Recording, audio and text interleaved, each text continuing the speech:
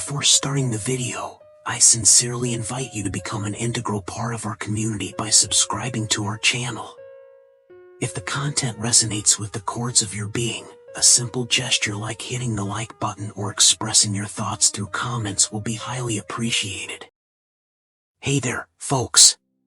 Today's video is all about tackling regret head-on, especially in those moments when life throws curveballs. Drawing wisdom from Stoic philosophy, we'll explore practical tips to navigate regrets and come out stronger. Let's dive right in. After a long day at work and terrible traffic, you finally make it home. The stress has taken its toll, and you're exhausted, bored, and frustrated with the day's events all at once. You walk into your kitchen to find a heaping pile of dishes, something you asked your spouse to take care of this morning. Yet, they're relaxing in front of the TV as if nothing's wrong. You feel the anger rising up, and unable to control yourself, you yell at your spouse. You don't hold back. You're out to make a point, to prove that what happened is a really big deal. Your spouse is frightened and embarrassed. They're worried you've never yelled at them like this before. They were going to do the dishes later, but you never gave them that opportunity. The day's been long for them too, yet you didn't care. They just wanted to have a nice night with you, but now that's ruined. Later that night, you finally start to understand what losing your temper has cost you. You know you shouldn't have said what you said. You should have been more considerate. You should have acted differently. You regret your choices. Maybe for you it wasn't a pile of dishes that set you off. Maybe it was your kids using markers on the wall. Or your boss dumping that report on you before your vacation. Regardless of the scenario, we've all lost it at some point, and we've all felt the pang of regret. The Stoics would define regret as the moment when past events consume our present lives. When we dwell over things we have no control over. When we resist our fate. Marcus Aurelius argued that we must be satisfied with what we have and accept the present, all of it. Regret is the contrary, when we're not satisfied with what we have, when we reject what we've been given. Seneca said we often suffer more in imagination than in reality. He was saying that regret is no more than an emotion of our imagination. We believe that had we said something, or held our tongue, had we acted differently, the outcome would have been different. Marcus Aurelius carried a similar mindset, and provided a solution to this problem. External things are not the problem. It is your assessment of them, which you can erase right now. Let's take another look at that fight you had with your spouse. Your regrets are not about the actual dishes or your spouse, it's about your perception of expectations. You expected your spouse to have the dishes done when you got home. So you believe it should have been different, and had it been different, you would be better off. So does that mean it's your spouse's fault? Maybe for leaving the dishes in the sink. But certainly not for your overreaction. And definitely not for the regret you felt later that night. Regret is an internal problem, to be both diagnosed and treated by ourselves. We must learn to look past these self-focused emotions and master our feelings of regret. This post aims to help you understand your emotions, use the past to your advantage, and conquer your biggest regrets. Why do I feel regret? We've all told ourselves, no regrets. There are countless memes, inspirational quotes, and videos reminding us online. Poets, singers, painters, and writers have been creating art about it for millennia. We've practically been conditioned to live by it. But no matter how many times we read about it, sing along to a song about it, or tell ourselves not to, we all have something we regret. We all have that nagging feeling that comes back to us. That hits us exactly when we thought we forgot about that time, that place, those people. It comes back at the very worst time. It sucks. It hurts. The power of regret is not to be understated. Best-selling author and founder of the American Regret Project Daniel Pink found that 82% of Americans experience regret at least occasionally. Pink describes regret as an indispensable emotion, yet also claims it can be a positive instrument for improving your life. If we truly want to improve our life, we can't run away from these negative feelings.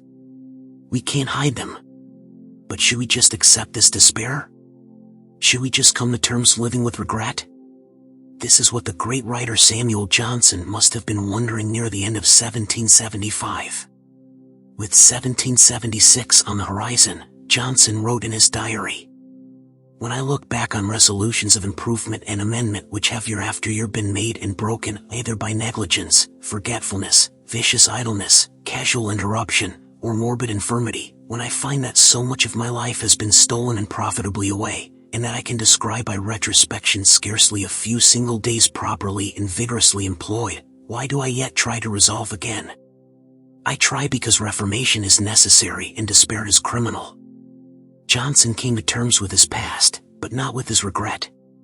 He chose to reflect upon his hardships in order to better himself, to avoid making those same mistakes in the future.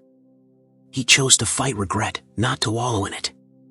If there's one thing we can learn from Johnson, it must be that experiencing regret is inevitable, but our actions and our mindset are not. Thus, the question is not why do I feel regret, but rather how do I deal with it? How do I move on? How can I make myself better because of this? In order to answer these questions, the Stoics practiced the following strategies to help them build their mental toughness and resilience, starting with examining what they controlled. Focus on what you control. Every event has two handles, one by which it can be carried, and one by which it can't. If your brother does you wrong, don't grab it by his wronging, because this is the handle incapable of lifting it. Instead, use the other, that he is your brother, that you were raised together, and then you will have hold of the handle that carries. One of the most important practices in Stoic philosophy, which was introduced by Epictetus, is determining what we control and what we don't. What we have power over and what we don't. What we can change and what we can't.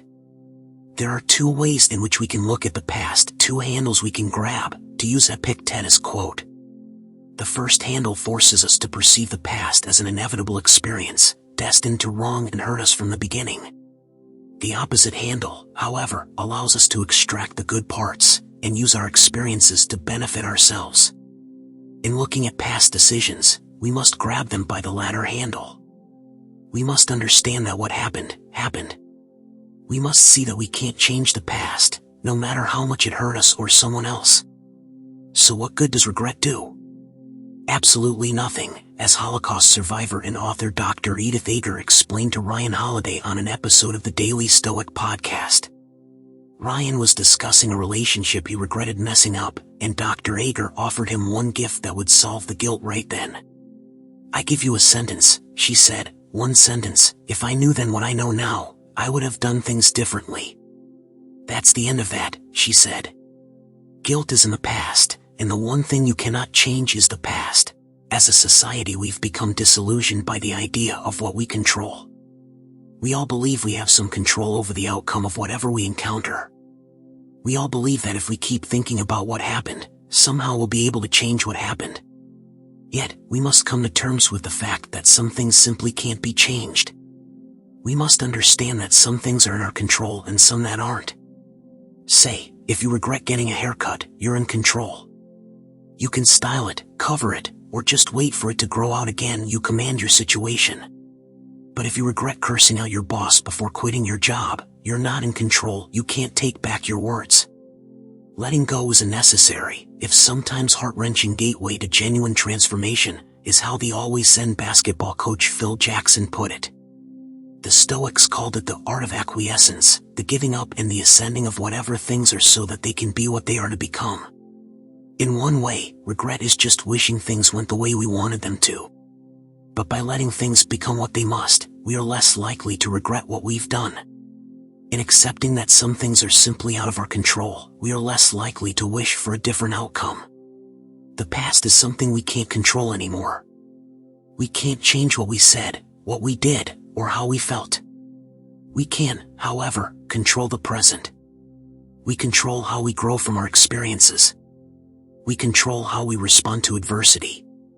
We control how we can use our regret to our advantage. After we sort out what we control, we must find how to respond regardless if we control what's happening or not. We must determine how we handle ourselves. We must determine how we overcome obstacles. We must determine how to move forward. In the first book of his Discourses, Epictetus envisions himself being executed by Roman guards, his life out of his control. In a display of tranquility and wisdom, he lays out his thoughts. I must die. But must I die bawling? I must be put in chains, but moaning and groaning too. I must be exiled, but is there anything to keep me from going with a smile, calm and self-composed? Though the term was first coined by German philosopher Friedrich Nietzsche, the practice of amor fati, loving your fate, dates back to Epictetus and the Stoics. Often by means of reflection and meditation, the Stoics would use this practice to settle past trauma and help them achieve a greater sense of inner peace. The fates guide the person who accepts them, Cleanthes said, and hinder the person who resists them. Amor fati is more than just understanding what happens to us. It's understanding that our perception doesn't always have to be negative. It's understanding that accepting the present circumstances will make us better. It's understanding that we must be grateful for the cloudy weather sometimes, and that there's always a way through the storm. We all face hardships. We all get stuck in traffic. We all deal with slow Wi-Fi or bad cell service, right when we need to send that important message. As rational people, we tend to think that these hardships were made specifically for us. That the world is out to get us. That we can't win. But this couldn't be farther from the truth. Everybody goes through obstacles. Everybody gets tripped up sometimes. As we talked about in the first section, we can't control some things in life. And these hardships, no matter how hard we try, will always be out of our control. When we accept what happens to us, after understanding that certain things, particularly bad things, are outside our control, we are left with this, loving whatever happens to us and facing it with unfailing cheerfulness and strength. As best-selling author Robert Greene, 48 Laws of Power, Mastery, put it, we need to accept the fact that all events occur for a reason, and that it is within your capacity to see this reason as positive. Why get tripped up by the thorns? Why ponder over the sawdust on your floor? It's simply part of nature. As long as you have the capability to see them, you have the capability to move past them. In practicing amor fati, we're also less likely to have regrets in the future. By embracing the challenges that lay ahead of us, we're less likely to regret the decisions we make to conquer them, regardless of the outcome. We're able to tackle the future with confidence, conviction, courage, and so much more. Amor fati is more than just a mindset, it's a way of life. Incorporating amor fati into your life will take time, effort, and sacrifices that probably won't feel comfortable. But we must. We must move past this existential angst. We must move forward, away from our regret, and towards our future. Love what's happened to you. Love who you've become, and how much you've changed. Love your fate, amor fati. Look ahead. We should project our thoughts ahead of us at every turn and have in mind every possible eventuality instead of only the usual course of action. Before Ryan Holiday gets on stage for a big speech, he runs through everything that could go wrong: trouble with the microphone, the clicker not advancing a slide, the audience not reacting as anticipated. He is able to see potential problems before they arise, and come up with solutions before anything actually happens. He is able to prevent himself from being overwhelmed if a problem arises by being prepared. Rehearse them in your mind: exile, torture, war, shipwreck, Seneca said. All the terms of our human lot should be before our eyes. This practice, called premeditatio malorum, is one of the oldest and most common practices in Stoic philosophy. It literally means the premeditation of evils. The Stoics used this practice to help them prepare for life's inevitable hardships, and remain calm and confident in turbulent times.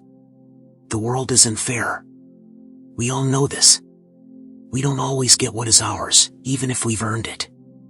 We don't always win, even if we play hard. But we can't be surprised when we don't win. If it comes as a constant surprise each and every time something unexpected occurs, you're not only going to be miserable whenever you attempt something big, you're going to have a much harder time accepting it and moving on to attempts 2, 3, and 4. You're going to have a much harder time living in the present instead of lingering in the past. You're going to have a much harder time trusting your instincts and fighting regret.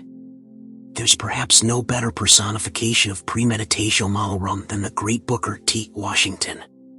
Washington ran a school with 1,500 students, all while advising politicians and activists and traveling across the country to give speeches.